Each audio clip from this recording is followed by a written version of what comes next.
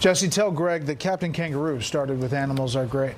The arrest of a top executive at a Chinese telecom company sends Wall Street reeling and could have major implications on a U.S.-China trade deal. Plus, how Republican lawmakers in one state are trying to take away a lot of power from the incoming Democratic governor. This is Special Report.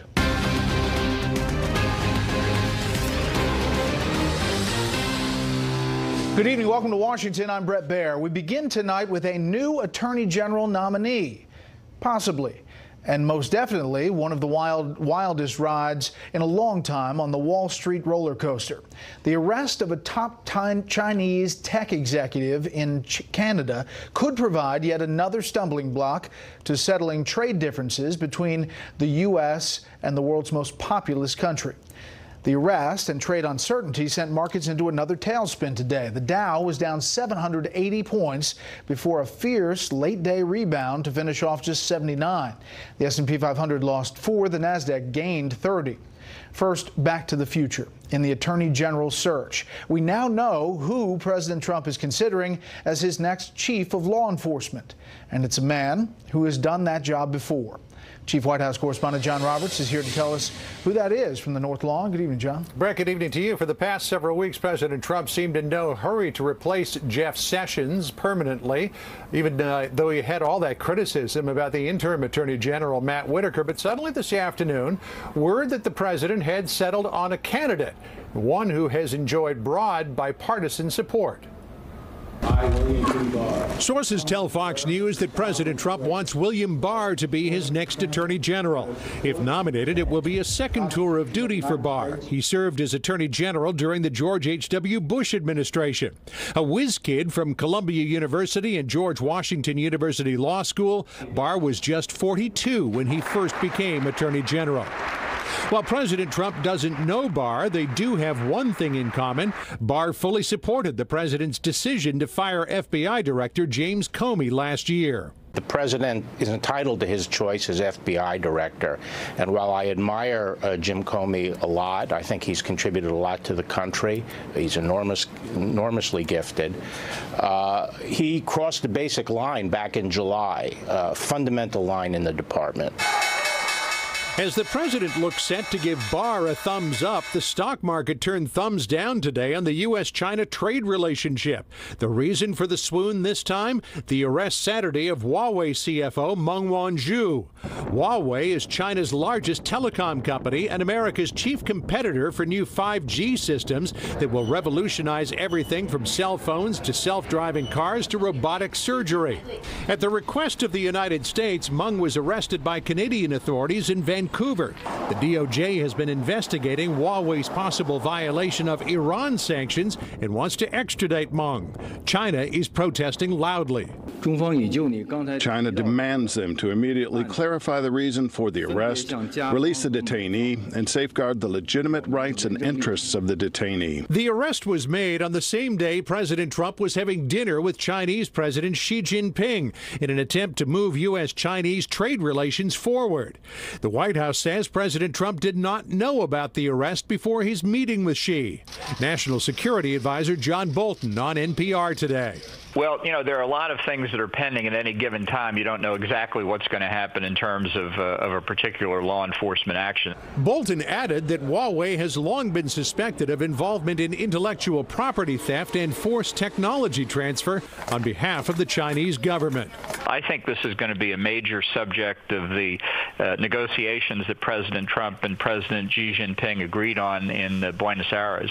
Huawei has been attempting to dominate the global 5G infrastructure, but fearing everything from intellectual property theft to outright espionage. Some countries, including New Zealand, Australia, and Britain, are either eliminating or limiting their use of Huawei products. No word yet on whether Meng's arrest is going to have any impact on the pending U.S.-China trade talks. Brett?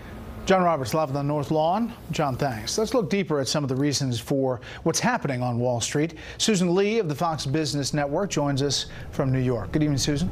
Good evening, Brett. It seems that investors will need to get used to these highly volatile days. We were tracking for another big stock market loss on the fragility of the U.S.-China trade truce after the Huawei arrest in Canada. But then just after 3 p.m., the Wall Street Journal reported that the Federal Reserve may be slowing down rate hikes next year, and that's when things started turning around into the close. Big technology names led the recovery today. Gains at the end for Amazon, Netflix, Facebook, and Google, and that's encouraging to some investors who say we may be at a near-term bottom. Trading volumes were a third higher today than the 1-month average, which suggests investors were buying on conviction, suggesting the losses may have stabilized. But it's already been a tough week for holders of U.S. stocks. Tuesday's 800-point loss was the fourth largest in the Dow's history, with all of the top 4 losses taking place this year. Plunging oil prices continue to be a drag Thursday, with the global oil cartel OPEC unsure of a production cut. And investors were still closely watching the rates on U.S. Treasury notes, worried of a complex but extremely important anomaly called a yield curve inversion. And that's when the rate of the 10-year Treasury bond falls below the 2-year, and that suggests a pessimistic outlook for future growth. A yield curve inversion has preceded nearly every recession since the 1960s, including 2008. And we also had GM's CEO Mary Barra continuing her discussions on Capitol Hill, explaining the company's decision to cut nearly 12,000 American jobs. General Motors is an American company. That means they should hire American workers. And whenever there is an opportunity to move production from SUVs and others that are being made in Mexico, that production needs to come back to the United States. Now, GM has said that they will try to shift those affected by the job cuts to other plants across the country. Brett? Susan, thanks. Speaking of Capitol Hill, the Senate is once again tonight putting the squeeze on President Trump over the suspected involvement of Saudi Arabia's crown prince in the death of a Saudi journalist. This comes as congressional leaders continue efforts to try to reach a budget agreement ahead of a looming partial government shutdown. Chief Congressional Correspondent Mike Emanuel has the latest from Capitol Hill. Pressure's building on President Trump to take action against Saudi Arabia for the murder of journalist Jamal Khashoggi, and it's coming from both sides of the aisle. This is an open and shut case, it seems, just given what's said publicly. You'd have to willfully be wanting to ignore evidence out there to not know that he was involved. Illinois Democrat Senator Dick Durbin says the Saudis must pay a price. We should formally expel the Saudi ambassador to the United States, given the Crown Prince's direct involvement in the kidnapping and murder of Jamal Khashoggi. The retiring Senate Foreign Relations chairman says the U.S. should be tough. After all, the Saudis need us. We've got this out of kilter. Their relationship to us is far more important than our relationship to them. We know that. And yet, everybody's getting this all turned around.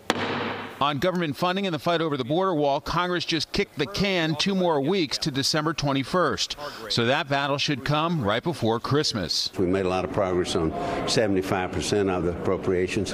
I'd like to conclude it. We've got maybe 2 more weeks, and let's go from there. Today, the House Democratic leader said she's not willing to consider a DACA deal for some border wall funding. Nancy Pelosi still trying to secure enough votes to be the next speaker, so she's taken a hard line. Most of us, speaking for myself, consider the wall immoral, ineffective, inexpensive. That isn't how I would interpret a congressional continuing resolution. Senate Democratic leader Chuck Schumer says President Trump is just trying to fire up his base. So if President Trump wants to throw a temper tantrum and shut down the government over Christmas, over the wall, that's his decision.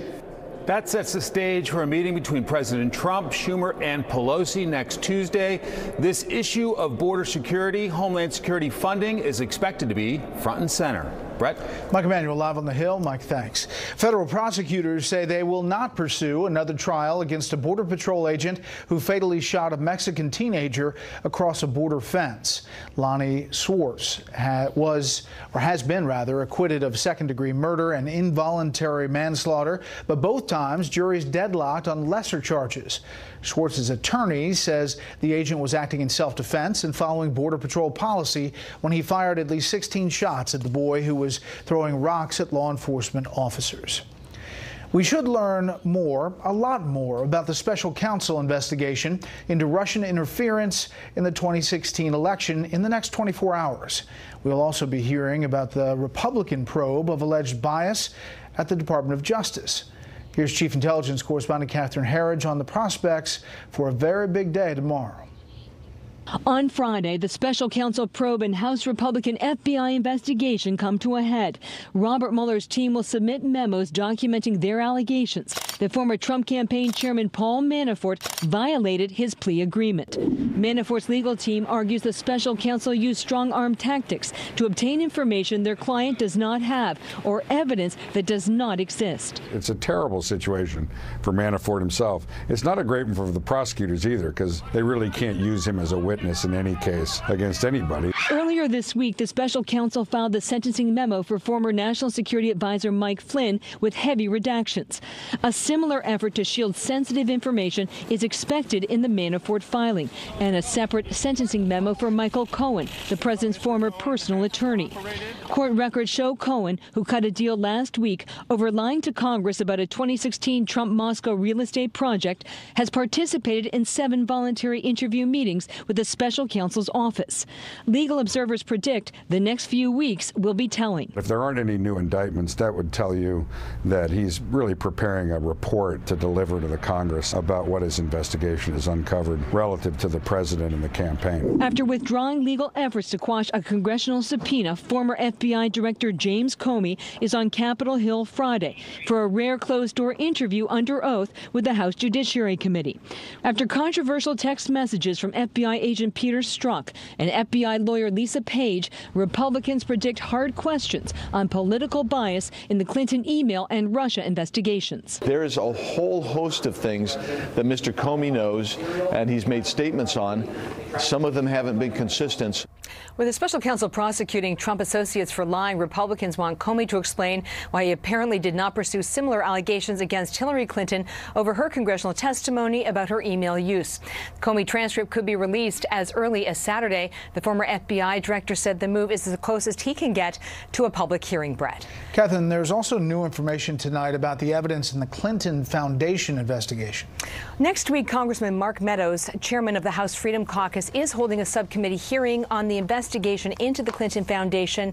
As you recall, a year ago, the U.S. Attorney in Utah, John Huber, was tasked by then Attorney General Jeff Sessions with the Clinton Foundation, among other issues. Tonight, Meadows confirms to Fox News 3 whistleblowers have come forward with hundreds of pages of evidence of potential wrongdoing, to include the misappropriation of funds and quid pro quo. The Clinton Foundation has consistently maintained that it is a charity and never traded on Hillary Clinton's position as Secretary of State. Brett. We will follow all of these threads. Catherine, thank you. You're welcome. A private burial service for President George H.W. Bush just wrapped up in College Station, Texas. This follows one last farewell, a funeral service in President Bush's adopted hometown of Houston, and a last train ride between the two locations with amazing images. Correspondent Alicia Cunha wraps up today's memorials from College Station.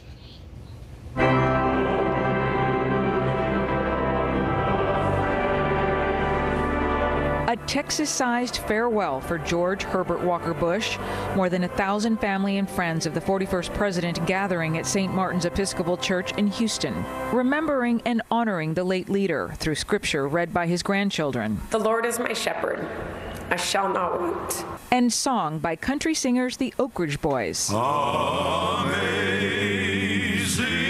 grace. And Reba McEntire. And forgive us our debts. As well as remembrances by former Secretary of State and longtime friend James Baker. Baker praising Bush's love of country. George Bush was a charter member of the greatest generation. His wish for a kinder, gentler nation was not a cynical political slogan. It came honest and unguarded from his soul. Recalling his sense of humor. He would look at me and he'd say, "Baker, if you're so smart, why am I president and you're not?" And his gift of friendship. Our glory, George, was to have had you as our president and as such a friend. His oldest grandson, George Prescott Bush, recalling fond memories of his beloved Gampy. Always the competitor, each night Gampy challenged all of the grandkids to the coveted First to Sleep award. And how he always made time to help others. He left a simple yet profound legacy to his children, to his grandchildren, and to this country. Service. After the funeral, the last leg of the former president's journey was made by rail, only the 8th presidential funeral train and the first since Dwight Eisenhower.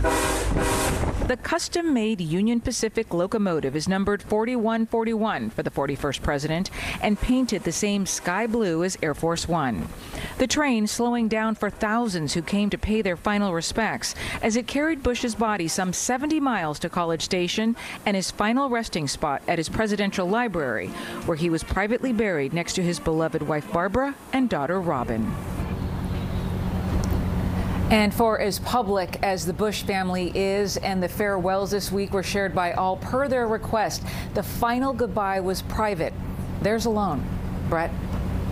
Alicia, thank you. Up next, new concerns over whether North Korea is telling the truth about cutting its nuclear weapons and long-range missile programs. As you look live one last time, College Station, Texas, the final resting place of President George H.W. Bush. Rest in peace.